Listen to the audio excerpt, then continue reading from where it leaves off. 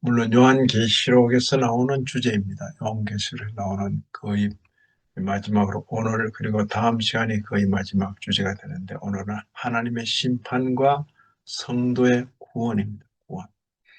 아, 이 주제도 역시 요한계시록에만 나오는 것이 아니라 아, 기독교의 경전에 해당되는 구약 처음부터 나오는 주제입니다. 구약 처음부터 나오고 그리고 구약 전체적으로 나오고 그리고 신약 복음서에 나오고 서신서에도 나오고 그리고 요한계시록에 거의 결정적으로 나오는 그런 내용이 심판과 구원입니다. 심판과 구원. 먼저 창세기 그리고 출애굽기에서 보시면 이게 이런 식으로 되어 있구나. 이 주제를 가지고 이렇게 보면 따로따로 있던 그런 내용들이 이렇게 하나로 만나시는 것입니다.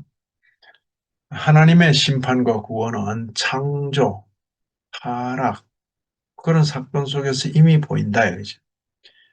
예를 들어 먼저 노아 홍수, 창세기 6장 이하 9장이거든. 6, 7, 8, 9장.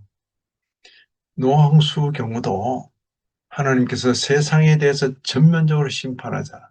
심판하시는데 완전히 싹 없애지 않고 그 바로 그 심판 가운데 노아와 그의 가족은 구원의 방주 안에 보호를 받는 것입니다.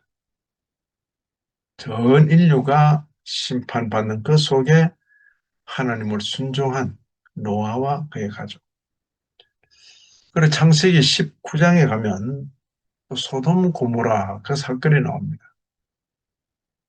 아마 소돔 고모라는 아마 인류 역사상 가장 잘 먹고 잘 살았던 그런 도성이 아니었던가. 물론 이제 문명의 차이는 있지. 오늘날의 문명은 이런 식으로 과학 문명인데 비해서 그때 그 시대는 문명은 다를 수 있어요. 그러나 사람들이 만족할 정도로 더 이상 뭐 할 일이 없다 할 정도로 염려 근심 없이 그 정도 돼야 나오는 범죄가 바로 그런 범죄입니다. 음, 동성애라든지 이런 것이 바로 그 정도 돼야 먹고 살기에 바쁜 사람은 그런데 빠질 겨를이 없습니다. 먹고 살기 바쁘니까. 그러나 일하지 않아도 먹을 수 있고 땀 흘리지 않아도 먹을 수 있고 손에 들어오는 그 돈이 아무리 웬만큼 써도 다 못 쓰고 그럴 때 인간의 마음속, 타락한 인간의 마음속에서 일어나는 그런 악한 생각은 바로 남자가 여자를 상대하는 것이 너무나 당연한데 남자가 남자를 탐하고 그것도 모자라서 사람이 짐승과 그런 관계를 가지고 뭐 이런 게 이제 지나간 역사 속에 인류가 걸어온 길인 것입니다. 잘 먹고 잘 살지 않으면 있을 수 없는 그런 일들이 소돔과 고모라에는 있었던 것입니다. 불의한 도시에 대한 심판입니다. 하늘에서 불이 쏟아져가지고. 그러나 롯은 하나님의 은혜로 건짐을 받는 것이죠. 롯은 우리가 볼 때 뭐 그다지 큰 의인이 아닙니다. 그러나 하나님의 택한 백성이라는 그런 면에서 의인이라고 불리었던 것입니다. 바로 그런 롯의 구원과 관계에서 함께 동시대에 함께 있는 성도 아브라함은 롯의 멸망을 그냥 지켜보고 있는 자가 아니라 그런 멸망받을 형편에 있지만은 그런 형편에 있는 조카 롯을 위하여 간구하는 자로 주님께 은혜를 구하는 자로 그렇게 있는 것입니다. 그래서 나는 롯처럼 그렇게 악한 짓은 안 했다. 거기에 만족하지 말고 롯의 형편에 있는 그런 지체들을 위하여 기도하는 데까지 가는 것이 그것이 성도의 기본적인 모습인 것입니다. 자, 창세기에는 노아의 홍수 그리고 소돔과 고모라 이런 모습이 심판과 구원의 이중 구조의 모습입니다. 이제 장을 달리해서 출애굽기로 가보면 출애굽 사건이 거기 기록되어 있습니다. 7장부터 14장에 이르는데 한편으로 선민이 노예로 거주하던 애굽은 10가지 재앙으로 거의 망할 지경에까지 이릅니다. 애굽은 예, 하나님의 선민을 노예로 부리고 있는 애굽이죠. 애굽은 10가지 재앙으로 거의 망할 지경인데 이스라엘은 바로 그 일들을 통해서 구원에 이르는 것입니다. 더 이상 노예 신분에 있지 않고 이렇게 그 애굽을 떠나게 되는 것입니다. 출애굽, 애굽을 떠난다 하는 그런 내용입니다. 이스라엘은 양을 잡아 그 피를 문에 바르고 문 임방과 문 설주라 했습니다. 문에 바르고 그 표를 보고 짐승의 그 어린 양의 피를 보고 죽이는 사자가 애굽에 있는 건 다 죽이게 돼 있어요. 그런데 죽이는 사자가 그 집은 넘어갔다 했습니다. 가족이 작은 집은 두 가족이 합쳐서 한 집안에 모이고 가족이 많으면 그냥 그 집에서 어쨌든 어, 문임방, 문설주 그러죠. 임방과 아마 출입하는 그 임방과 아마 기둥이 될 것입니다.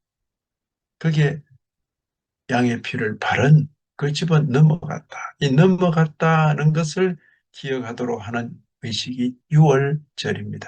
패스오버 6월 뛰어넘었다. 죽이는 사자가 뛰어넘어갔다. 넘어갔다. 그게 6월입니다. 6월 패스오버 넘어갔다.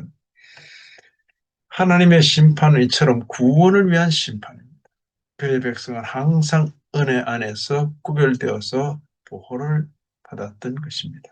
이게 창세기와 출애굽기를 통해서 보여주는 심판과 구원의 이중 구조입니다. 그럼 그 이후에 레위기, 민수기, 신명기, 율법서죠. 그리고 그 이후에 나오는 이 선지자들의 글들, 예언서죠. 이렇게도 여전히 하나님의 심판이 선언되면서 회개하라, 회개하라. 회개를 촉구하는 심판입니다. 그리고 심판을 그치면서 다 죽지 않고 남게 되는데 그 남은 자는 구원을 받으리라 그랬습니다. 남은 자가 구원을 받는다. 여기 율법서 중에서 신명기 28장이나 30장에는 하나님의 율법을 선언하면서 여러 가지 하라 하라 하지 마라 하지 마라 하는데 순종은 복이 되고 불순종은 저주가 되는 이걸 하나님의 약속 관계라 해서 계약적 심판 구조라 그렇게도 표현하는 것입니다. 이제 이 하나님의 약속, 하나님의 그 법이죠. 법 아래에서 이스라엘 백성은 살아가면서 그 법에 따라 심판을 받는 것입니다. 그 말씀에 따라. 선지자들은 바로 백성들을 그 법에 잘 따라 살면 잘한다 그러고 그 법을 거스러 살면 못한다 그러고 그죠? 잘한다. 하나님께서 기뻐하신다. 그러고 못하면 심판하신다. 저주하신다. 이렇게 경고하는 거죠. 이사야 1장도 보시면 너희 손에 피가 가득하다. 이 말은 뭡니까? 악하다고 지금 정죄하는 거잖아. 너희 손에 피가 가득하다. 그걸로 끝내는 것이 아니라 스스로 씻으며 정결하게 하라. 회개를 촉구하는 거죠. 너희 손에 피가 가득하다. 이제 끝이다. 그렇게 말하지 않고 스스로 씻으며 정결하게 해라. 죄를 드러내고 심판 선언을 함과 동시에 회개를 촉구하는 거죠. 결국 회개를 위해서 이 말씀을 하시는 것입니다. 그리고 예레미야 31장 31절에도 이 심판, 하나님께서 반드시 심판한다 그랬어요. 그런데 하나님께서 다시 이들에게 은혜를 베푸실 것을 약속하시는 것입니다. 이제 후로는 이 돌에 새긴 그 법이 아니라 내가 내 법을 너희 마음에 새기겠다. 새 언약을 그렇게 표현하신 것입니다. 스바냐 3장 12절 이하도 심판 이후에 겸손하고 진실한 백성, 남은 자라고 표현했는데 겸손하고 진실한 백성이 하나님의 구원을 누린다. 그렇게 선언합니다. 이처럼 선지자들은 하나님의 심판을 단순한 멸망으로 보지 않고 하나님께서 이 심판을 통해서 이 백성을 정화, 깨끗이 하시는구나. 정화, 누구 이름 같다, 그죠? 정화. 음? 심판을 단순한 멸망으로 보지 않고 정화, 이 정화는 뭐예요? 깨끗이 한다 그런 뜻입니다. 회복 혹은 구원의 도구로 이해하는 것입니다. 그래서 바로 이런 면이 잘 나타나려면 부모가 자녀에 대해서 꾸중하고 책망하고 화를 내고 하는 것이 나를 위한 것이로구나. 내가 잘 되라고 저렇게 꾸중하고 화를 내시는구나. 자녀들이 보통 이해합니까? 못합니까? 예, 아버지가 화내는 것이 나를 위한 것이다. 첫째는 자녀들이 그렇게 이해할 수 있도록 화를 내고 꾸중하고 책망하는 아버지가 귀하고, 둘째는 아버지가 그런 마음으로 할 때에 그걸 알아차리고 나를 위해서 꾸중하시는 것이다. 그렇게 알아차리는 자녀가 귀합니다. 그러죠? 쌍방의 책임이 있어요. 대개 부모들은 막 자기 화에 못 이겨서 막 그냥 성질 부리고 뭐 하잖아요. 근데 부모도 그래서는 안 되죠.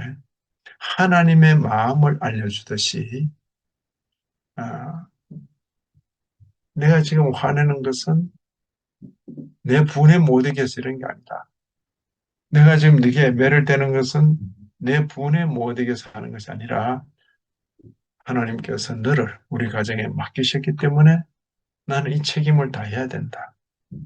하나님 앞에서 믿음의 책임을 감당하기 위해서 내가 너를 꾸중하고 너에게 매를 된다.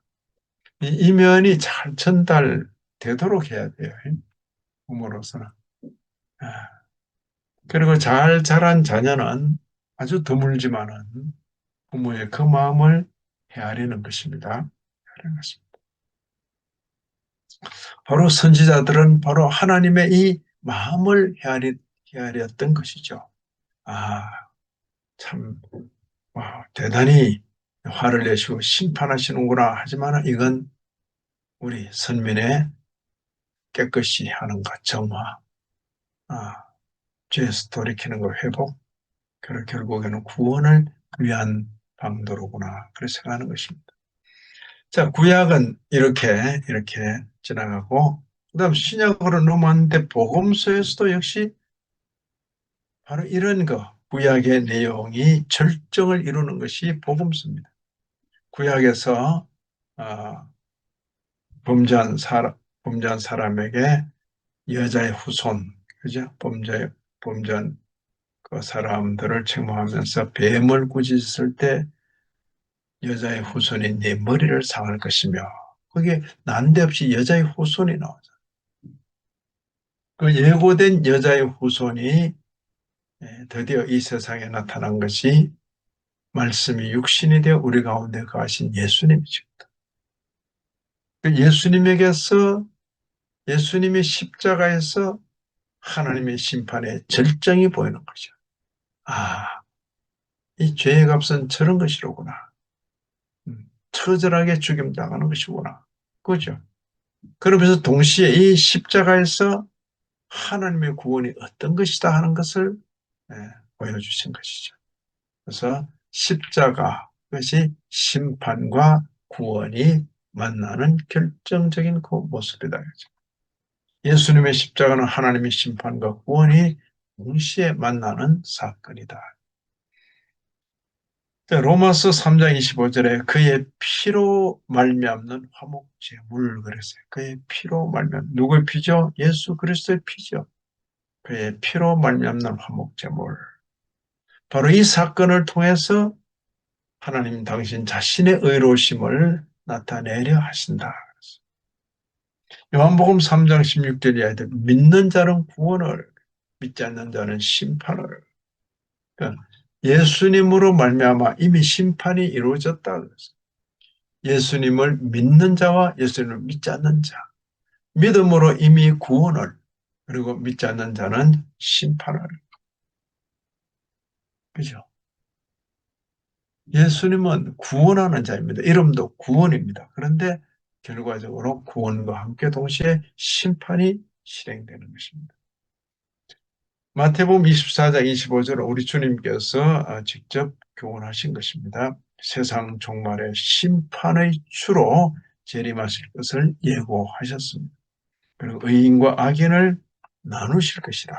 마치 그 목자가 양과 염소를 함께 목양을 하고 쭉 하는데 마지막에 서로 나눌 때는 한쪽으로는 양을, 한쪽으로는 염소를 나누듯이 그건 이제 이 목축하는 그 사람들이 일상적으로 하는 일이에요. 근데 마치 그것처럼 한편으로 양, 한편으로 염소. 양으로 분류된 것은 성도를 가리키고 염소로 분류된 불신자죠. 의인과 악인을 그처럼 분리하실 것이다. 대단한 의인 아닙니다. 예수를 믿는 자가 의인이고 대단한 악인들 아닙니다. 예수를 믿지 않으면 악인인 것입니다. 그죠? 하나님께서 다 죽을 형편인데 하나님께서 은혜를 베푸셔도 나는 필요 없다. 이게 악인이죠.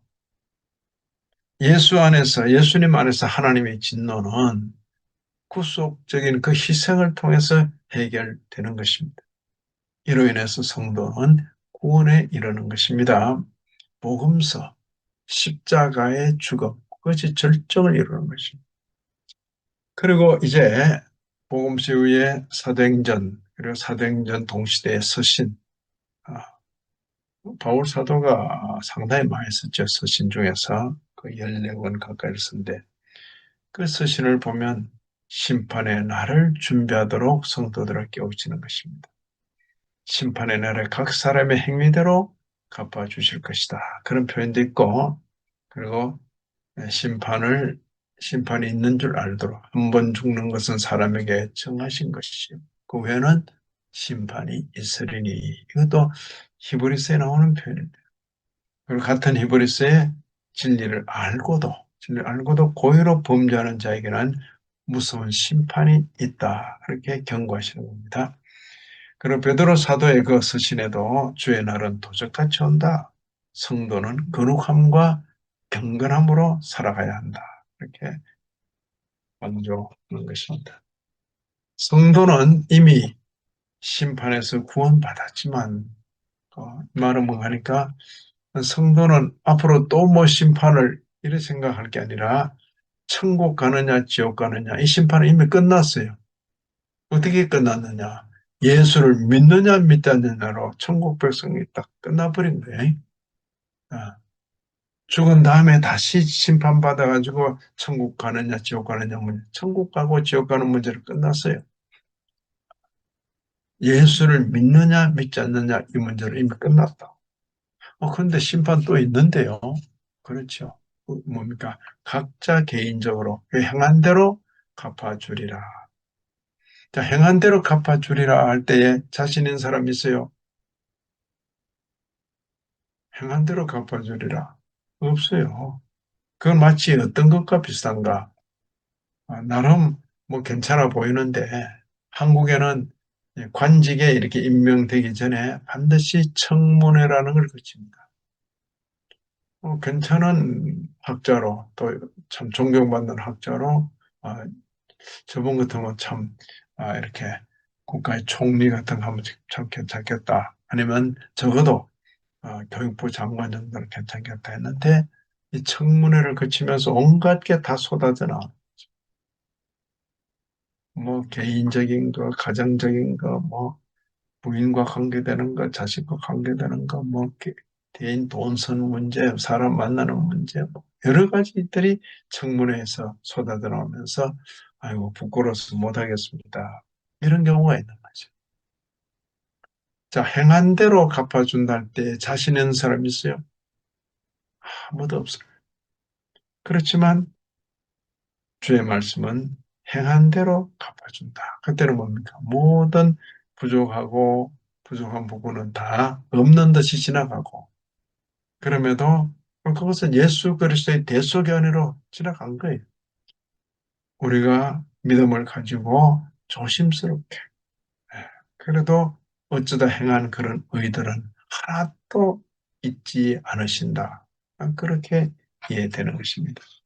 성도는 이미 심판에서 구원받았습니다. 그럼에도 여전히 거룩함으로 살아가야 하는 책임을 가지고 있던 것입니다. 자, 성도가 이 세상에서 하는 아, 아, 선행은 구원받기 위한 선행이 아니라 그랬죠. 구원받기 위한 선행이 아니라 은혜로 구원받았기 때문에 감사함으로 행하는 선행이다. 아멘. 순서 바뀌면 안 된다 그랬어요. 순서 바뀌면 그 기독교 아닙니다. 아이고, 뭐 그렇게 열심히 교회 다녀야 천국 가려고요. 뭐 그래 열심히 헌금해요? 뭐 그래 열심히 봉사해요? 천국 가려고요. 그건 길 잘못 말하는 거예요. 열심히 봉사해서 천국 가는 거 아닙니다. 열심히 신앙생활해서 천국 가는 거 아닙니다. 예수 믿어야 가는 것입니다. 그 말은 뭡니까? 오직 은혜로.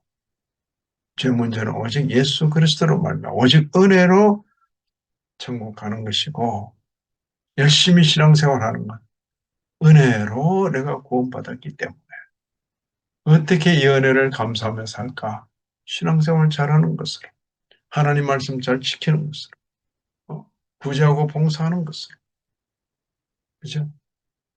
그래서 우리의 성도로서 살아가는 동안에 하는 모든 선행은 구원받기 위한 그런 움직임이 아니라 은혜로 구원받은 자가 감사함으로 행하는 일이다. 아멘.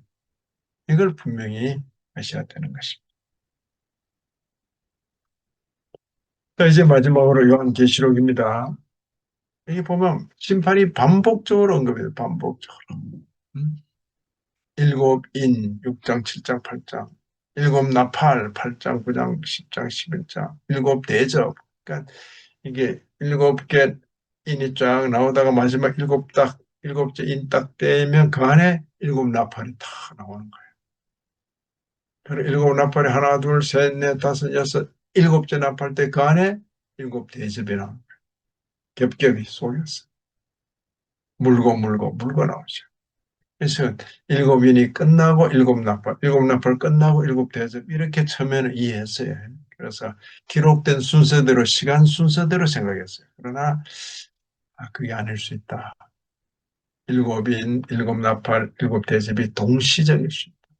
그 말은 점점 더 강화되는 그런 심판이겠다. 회개를 요구하지만 많은 자들은 회개하지 않는 것이 또 특징이었습니다. 성도의 특징은 뭐냐? 회개한다는 거예요. 하나님의 심판은 점진적으로 강화되는 모습이었습니다. 이에 비해서 성도의 구원은 환난 중에도 하나님께서 보호하시는 그런 백성이로구나. 7장에 보면 큰 환난에서 나오는 자들인데 어린 양의 피에 그옷을 씻었다. 그렇게 됐어요. 자기가 어떻게 깨끗하게 했다는 게 아닙니다. 어린 양의 피에 그옷을 씻었다. 그 말은 뭡니까? 우리는 오직 보혈의 공로로 구원받게 되었다. 계시록 14장을 보면 짐승에게 절하지 않은 자들이다. 뭡니까? 오직 어린 양, 어린 양이 인도하는 곳은 어디든지 따른다. 이들은 첫째 부활에 참여하는 자가 되고 둘째 사망의 해를 받지 아니한다. 첫째 부활이라는 표현을 예수님 오신 다음에 첫째 부활이 있고 그 다음에 또 둘째 부활이 있고 이렇게 전에는 이해를 했어요. 그러나 또 이렇게 신학적으로 조금 더 생각하면서 이게 중생을 가리켜 첫째 부활이라 할 수 있겠구나.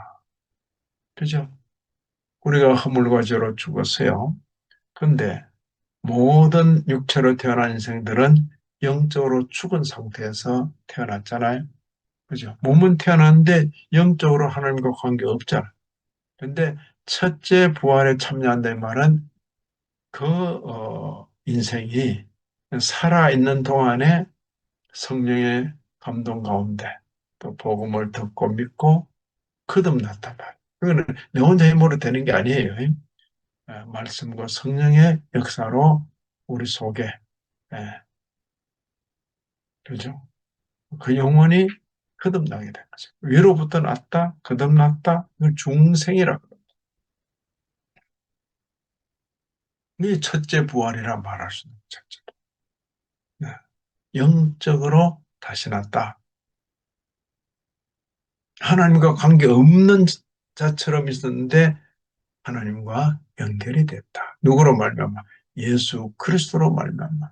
그게 중생 거듭남 첫째 부활. 첫째 부활에 참여한 자는 둘째 사망의 해를 받지 않는 것이요. 당연하죠. 둘째 사망은 영원한 사망인 것입니다. 요한계시록 21장, 22장 보면 구속받은 성도들이 본인은 새 예루살렘으로서 제가 그렇게 이해했어요. 새 예루살렘. 누가 새 예루살렘인가? 모든 구속받은 성도들의 총화가 새 예루살렘입니다. 이들이 새 하늘과 새 땅에서 하나님과 영원히 거한다. 아멘. 그죠? 요한계시록은 공의로운 심판과 은혜로운 구원이 동시에 절정에 달하는 그런 계시인 것입니다. 그래서 아래 그 작은 도표들도 보시고, 자, 오늘 받은 이 교훈도 우리 가슴에 안고 우리의 남은 평생을 이 어떤 지식을 가지고 또 이런 소망 가운데 우리의 남은 날을 살게 되기를 진심으로 기원합니다. 하나님 아버지, 하루가신 교훈 가슴에 담고 우리의 남은 날을 살게 하여 주옵소서. 방향 없는 자처럼 인생을 살지 말고 바로 이런 계시로 보이신 그 내용을 잘 알고 그리고 분명한 향방을 가지고 우리의 남은 날을 살게 하여 주옵소서. 예수님 이름으로 기도 올리옵나이다. 아멘.